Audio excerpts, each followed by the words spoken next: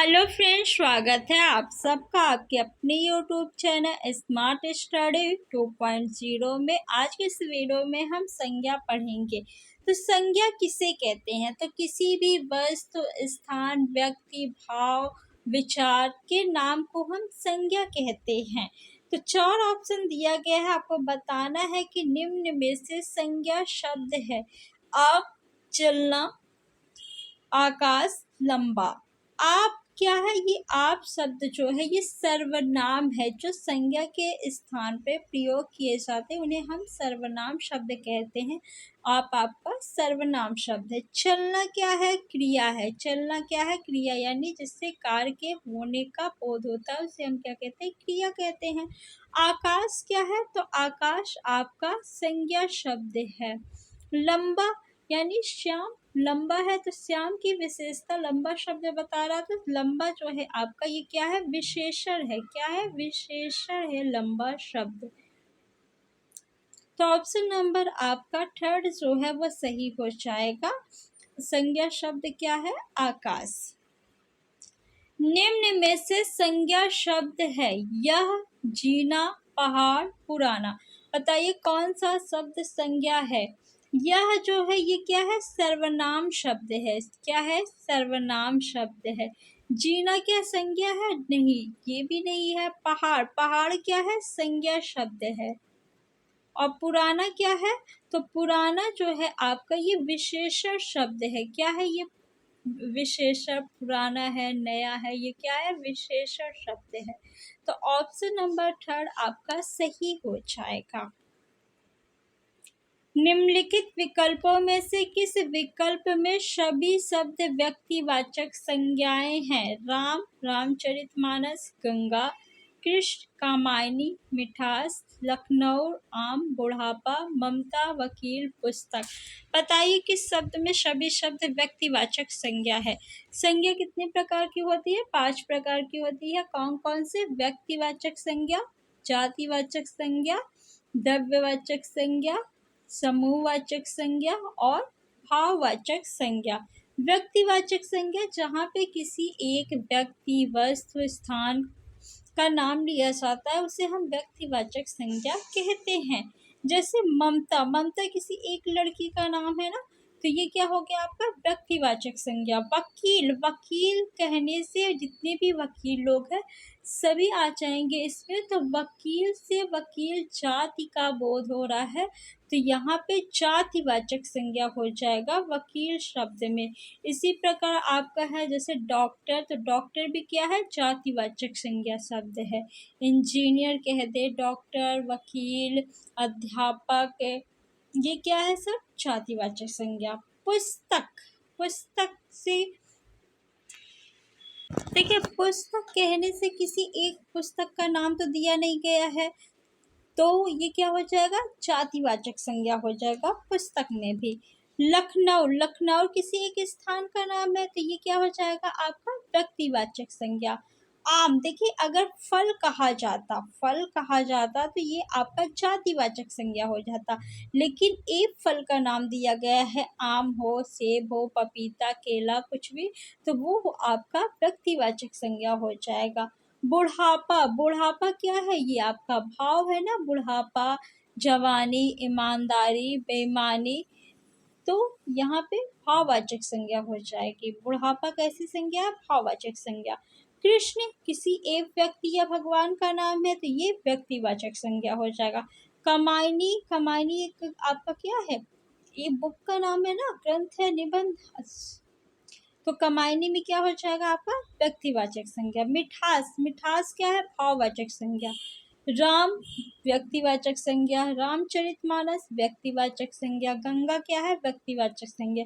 यानी option first में जितने भी शब्द है वो सब क्या है? व्यक्तिवाचक संज्ञा है। तो ऑप्शन नंबर फर्स्ट आपका सही है।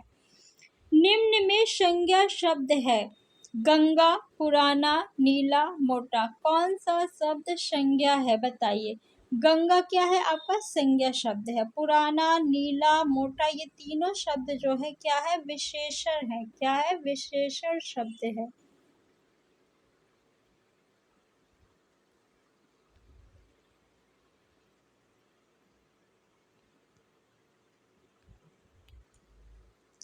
जिन संज्ञाओं में एक ही प्रकार की वस्तुओं अथवा व्यक्तियों का बोध हो उन्हें कहते हैं, क्या कहते हैं? व्यक्तिवाचक संज्ञा, जातिवाचक संज्ञा, भाववाचक संज्ञा या द्रव्यवाचक संज्ञा। क्या कहते हैं? जिन संज्ञाओं में एक ही प्रकार की वस्तुओं या व्यक्तियों का बोध हो तो उन्हें हम जातिवाचक संज्ञा कहते हैं। क्या कहेंगे? जातिवाचक संज्ञा। जब किसी एक ही व्यक्ति, वस्तु या स्थान का नाम लिया जाए, जैसे प्रयागराज, राम, श्याम, लखनऊ, दिल्ली, तो ये व्यक्तिवाचक संज्ञा हो जाएगा। भाववाचक संज्ञा, जहाँ भाव की बात की जाए, जैसे ईमानदारी, बेईमानी, वफादारी, बुढ़ापा, जवानी, शैशवावस्था, ये क्या है? भाववाचक संज्ञा। द्रव्यवाचक संज्ञा, जहाँ द्रव्य का यानी जो खाने पीने की चीजें हैं, धातुएं हैं, उनका नाम लिया जाए, वहाँ पे द्रव्यवाचक संज्ञा होगा। जैसे सोना है, चांदी है, लोहा है, एल्युमिनियम है, दूध है, खाने की चीजें, वो क्या हो जाएगी? द्रव्यवाचक संज्ञा। पशु चर रहे हैं, रेखांकित पद है पशु। पशु कहने से जितने भी पशु है इसमें आ जाएंगे, तो ये जातिवाचक संज्ञा है। पशु जाति का बोध हो रहा है। ऑप्शन नंबर सेकेंड आपका सही है। व्यक्तिवाचक संज्ञा होगा पशु में, नहीं। भाववाचक संज्ञा नहीं, द्रव्यवाचक संज्ञा नहीं। जातिवाचक संज्ञा शब्द है कामायनी। कामायनी देखिए क्या है? व्यक्तिवाचक संज्ञा शब्द है, ना कि जातिवाचक संज्ञा। आम, आम भी क्या है? आपका व्यक्तिवाचक संज्ञा है। रशीला क्या है? रशीला भाव है ना, तो भाववाचक संज्ञा। वकील आपका क्या है? वकील।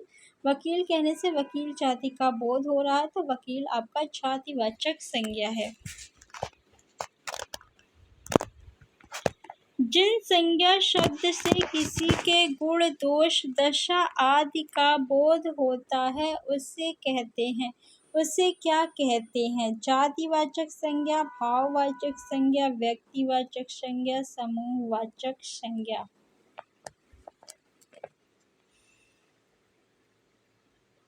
तो जिन संज्ञा शब्दों से किसी के गुण, दोष, दशा आदि का बोध होता है उसे भाववाचक संज्ञा कहते हैं। ऑप्शन नंबर सेकेंड आपका सही है।